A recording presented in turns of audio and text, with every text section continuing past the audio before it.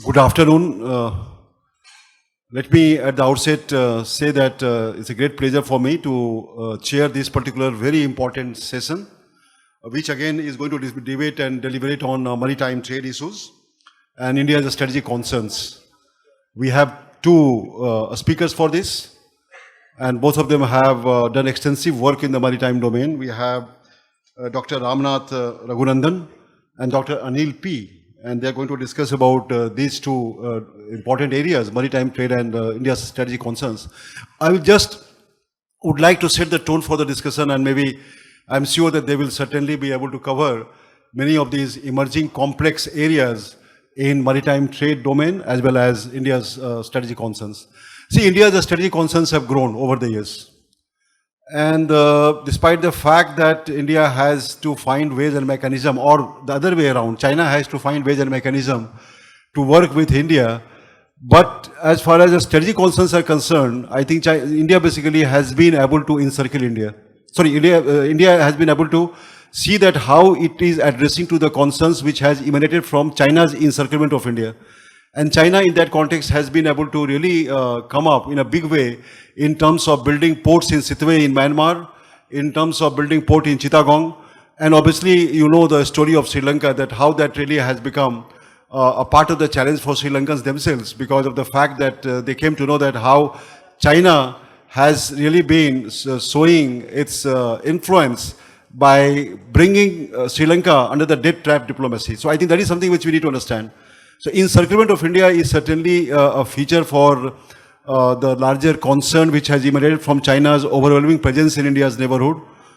And the way China argues differently. China argues that India has been encircling China. And that is something which, again, they take a case study of Central Asia. As you know, the involvement of India in Afghanistan, especially in terms of helping them develop the infrastructure, also building parliament. Just before 2021, India basically had been very proactive in Afghanistan. And as you know, because of the fact that it was taking the route of Central Asia, especially in terms of going to Afghanistan, India was able to really see that how it is able to build certain very high impact signal intelligence center in Central Asia, and Tajikistan, obviously, which India was using as a route to Afghanistan, they have been able to build that. So that case study, in fact, China takes it seriously in terms of seeing that how India's increasing presence in Central Asia is going to be a major factor for China in terms of enhancing its overall strategic capabilities. But China is far ahead. Let us accept that China is far ahead in terms of their sea-based assets. Because, as I said during my lecture, that China very systematically and steadily has really put all their effort in enhancing their naval-based assets since the days of Mao. In fact, when they started the strategic program in 1955, they charted a very good plan of action that how best they could devote their effort, especially the research and development, in acquiring land-based assets, sea-based assets, and the air-based assets.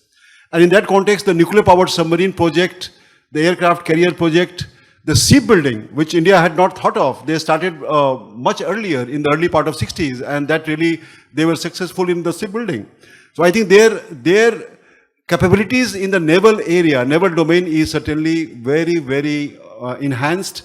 Over the years, they still have been putting more and more focus on targeting the moving target. Targeting the moving target means if any aircraft carrier passes through Indo-Pacific domain, that can be targeted by China, because China has acquired anti-ship ballistic missile capability.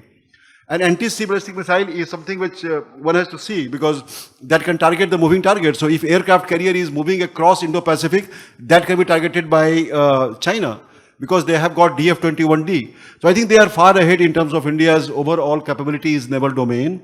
We still are trying to see that how best we can enhance our capability in the port building. One of the presentations which really happened just after the inaugural session, we came to know about India's effort. But at the same time, we have a long way to go, especially when we compare China.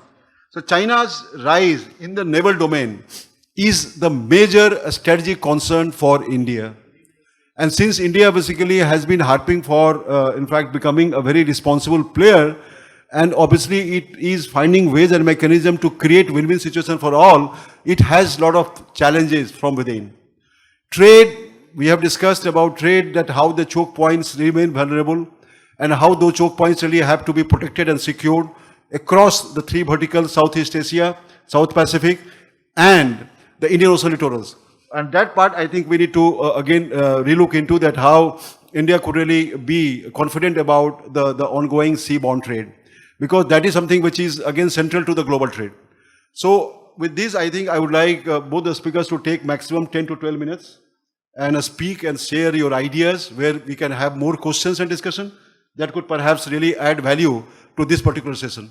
May I invite Dr. Ramnath Raghurandan, and he is going to speak on the trade and strategic concerns of India.